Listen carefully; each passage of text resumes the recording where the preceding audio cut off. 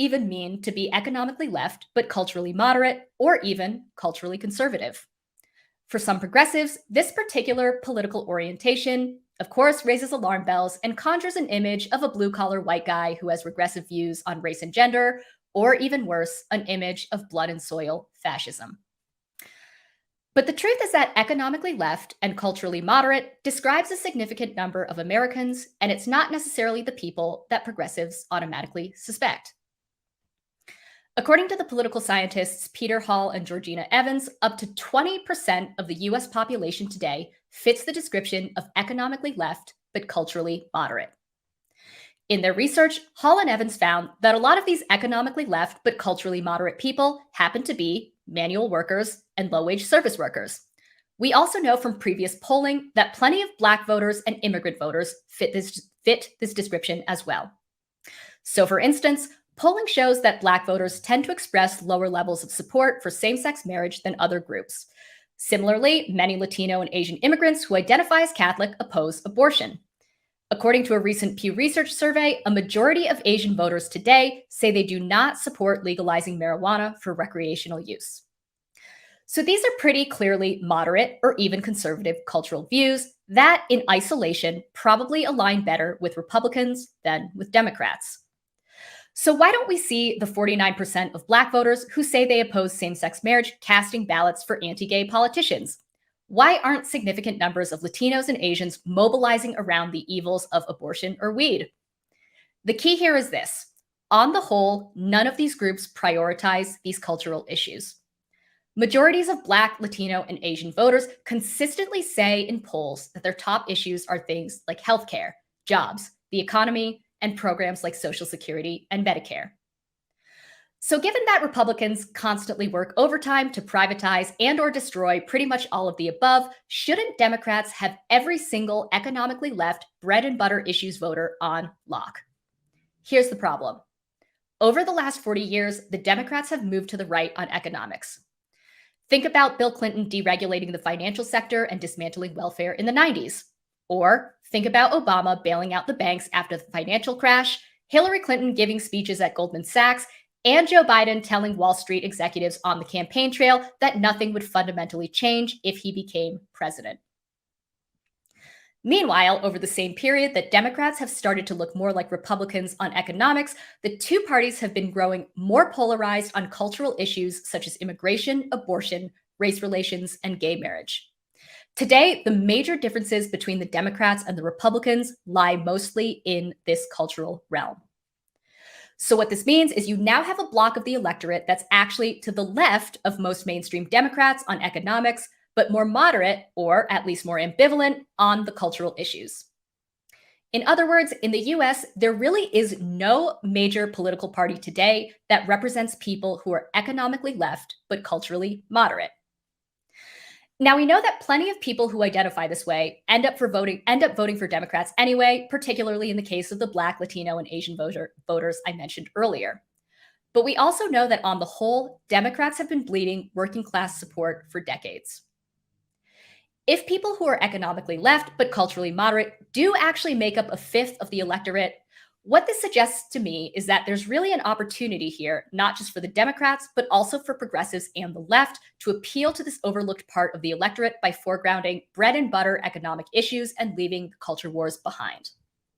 Now, of course, that does not mean sacrificing or watering down our positions on abortion, immigration, or gay rights. It simply means leading with our economic platform and foregrounding issues like jobs, healthcare, and public services, because we know that many of the voters who are economically left but culturally moderate are going to respond to a strong economic agenda and be more movable on the cultural issues.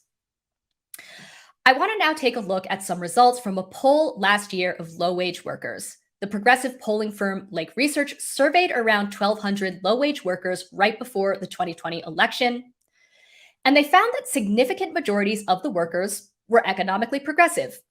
Respondents overwhelmingly said they favored stronger workers' rights, a $15 minimum wage, Medicare for all, and so forth. Now, at the same time, when it came to specific candidates, these same workers were actually pretty evenly divided between Biden and Trump, and pretty evenly divided between Democrats and Republicans in congressional races. So even if Democrats are still marginally better than Republicans on most economic issues, and even if they frequently say they're the party that's looking out for workers, they clearly haven't been doing a great job of convincing people. We famously saw this play out in the state of Florida in the 2020 election when a supermajority of voters in the state passed a $15 minimum wage ballot measure, but at the same time, the state overall broke for Trump. So, where does this leave us? I want to look at one more piece of this survey that I think illustrates the dangers of dismissing or writing off voters who are economically left but culturally moderate. At the end of this particular survey, respondents were asked to listen to a series of statements and say which ones they found convincing. The first statement they were given was a kind of Bernie-style left populist message that read, "America has a choice this year between two paths. One path keeps us going in the current direction. The top 1% of wage earners, the wealthiest, keep pulling ahead. Wall Street and corporate CEOs keep rigging the rules, and the wage gap keeps growing. The other path is toward working people coming together and forcing politicians, CEOs, and Wall Street to listen to us." 67% of respondents said they found this Bernie-style statement convincing. Great news, right? Well, as it turns out, almost as many respondents reacted favorably to a different kind of populist message. 61% of respondents said they found the following Trump-style statement convincing. It reads, "Our leaders must prioritize keeping us safe and ensuring that hardworking Americans have the freedom to prosper. Leaders who built a strong economy once can do it again after COVID-19. Taking a second look at China or illegal immigration from places overrun with drugs and criminal gangs is just common sense. And so is fully funding the police so our communities are not threatened by people who refuse to follow our laws. We need to make sure we take care of our own people first, especially the people who politicians have cast aside for too long to cater to whatever special interest groups yell the loudest or riot in the street." So the point here is not that the working class harbors rigid conservative sentiments or is uniquely susceptible to dog whistles. The point is that both left and right populism can flourish when there's a segment of the electorate that almost no political party bothers to campaign to. If Democrats and progressives don't seriously look at this part of the population, we run the danger of again creating a vacuum for someone like Trump or another, worse, right-wing populist to appeal to this group. As the saying goes, if we don't talk to them, they will.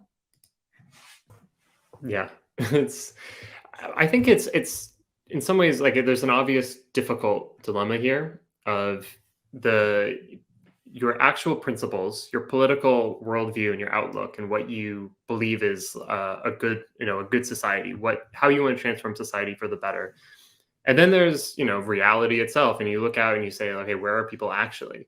And I think for a lot of people on the left, some of this has been difficult because, I mean, part of it's just the fact that a lot of the left are not working class people themselves. It's mostly people coming from middle class or downwardly mobile middle class families and neighborhoods.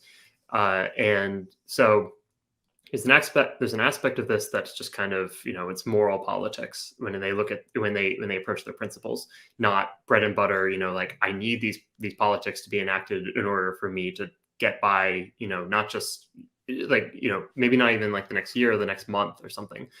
And so what's important is like, and what you're highlighting, what's like so present for like the left to figure out is, and this is what, we're trying to figure out with Jared a little bit later, is, how do you meld your principles with a political project, a campaign that like actually reaches out to these people? Because what all the research seems to show is that these people are winnable on economic issues.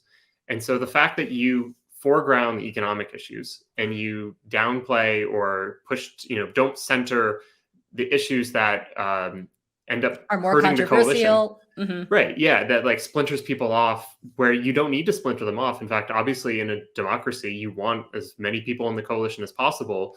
But you also want it to be, for a left political project to be successful, you want it to be as working class as possible.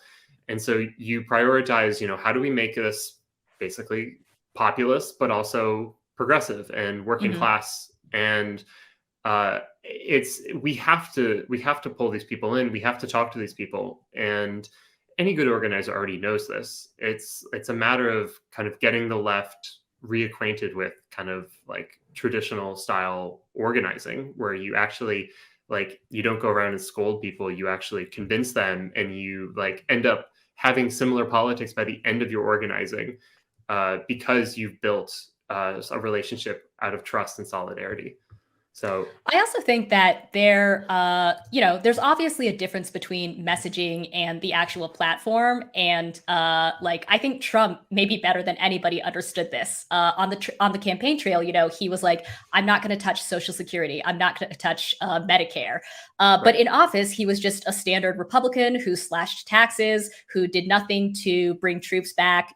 He basically understood that there is a way to have a message that appeals to a broader segment of the electorate than what you're actually going to do, right? And I'm not saying that the left has to be or is anything like Trump, but what I'm saying is that saying that we're going to center bread and butter issues absolutely does not mean that we're going to say drop abortion rights from our platform, or we're going to like suddenly become build the wall type people. Like, I think that there's a way, again, to focus on the economic issues: Social Security, Medicare, jobs, healthcare, Medicare for all, in fact, Yeah. without actually compromising on these other issues. Yeah, and actually, there's something you said in a segment a few months ago. I think it was the Bernie de-radicalize me clip, where like what's like so important, like yes, we're saying foreground economic issues, but maybe even more, I don't know, accurately, we're saying foreground working class politics. That Right. like our political project is aimed at working class people and their needs, and so do working class people need abortion? Yeah, of course, right? I mean, in fact, they need it way more than middle class and elites right now, because those are the people who actually do have access to that, Right. whereas working class people don't, because they don't have the resources. So I think in a few segments, actually, I've brought this up before, that like the top issues for working class people, regardless of, race or gender, or like, I don't know, well, for working class Democratic leading voters, is always jobs, healthcare, the economy, Social Security. Like, these are things that come up time and time again. So Mhm. to me, it just seems, again, really strategic to focus on those things. I think that the same sort of surveys that show that working class people prioritize these issues actually show that middle class people have a different set of priorities. Like, that tends to be more things like climate change and like racial justice and immigration. And it's not that those things aren't important, or that we have to throw in the towel on them or not make them part of our platform. But again, what do you want to lead with? And like, who are you making part of your coalition, and who are you campaigning to? Exactly. Yeah, you're thinking, you have to think about winning. Like it's not about being right, it's about winning. And so, and like that same data that you're pulling from, middle class people want healthcare. They want, Right. like, some of them want Medicare for all, some of them want they want some other kind of healthcare system, but it's up to organizers to actually make the case for Medicare for all. And like a lot of those people are winnable on that issue. Mhm. So that's the issue that you center in order to build out the biggest, broadest coalition that still conforms with your principles. So I just want to, before I let you do your segment, Kale, I just want to make one last point about this idea of the economically left but culturally moderate voter.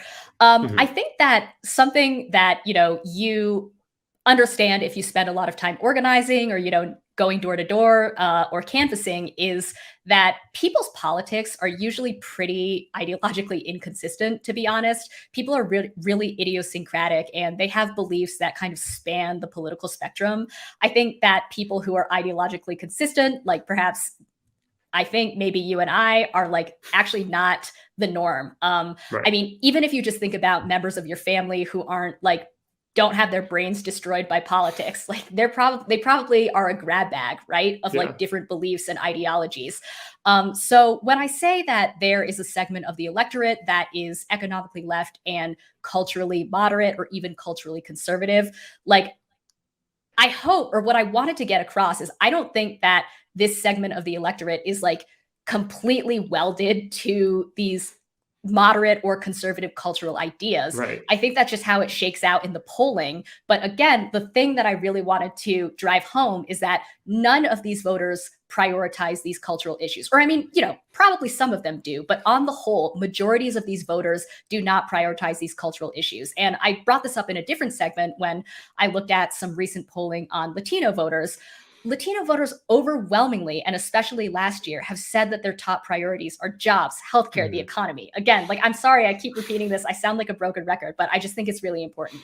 Yeah, well, that's why you should keep repeating it. Right. Sorry, so we're just gonna have to keep repeating it until you guys get it. But you guys get it. Yeah, I mean, the last bit, I think that it's just to say, I think you're totally right that voters are idiosyncratic. People are idiosyncratic, and part of that is just the fact that people are so depoliticized in this country that they are not politically active. They don't have regular aspects of their lives that are asking concrete political questions about how do we in fact change society and the circumstances around us? How do we allocate resources to fund this or that? And so every single person has material interests, and that's pretty objective. Just you, either if you're a working class person, you don't own the stuff, and so therefore you are subjected to the vagaries of the market, and so therefore you would have an interest in taking stuff out of the market and having it as a social right, that it's healthcare is not tied to a job, that you are guaranteed healthcare. That's your material interest. But Medicare for All is a specific policy that you have to convince people is actually going to meet their material interest. And so we can say, yes, of course Medicare for All is going to meet that interest. We believe it, but tons of people are rightfully skeptical of any kind of social change, because most change in their lifetime has been to their detriment. So we have to make the case that actually there can be good progressive change that can be to your benefit and to your interests. And the fact that someone doesn't agree with you on a policy doesn't mean that they don't know what their own interest is or something. That's insane. If you like this video from The Jacobin Show, please hit like and subscribe and share with your friends. Thanks.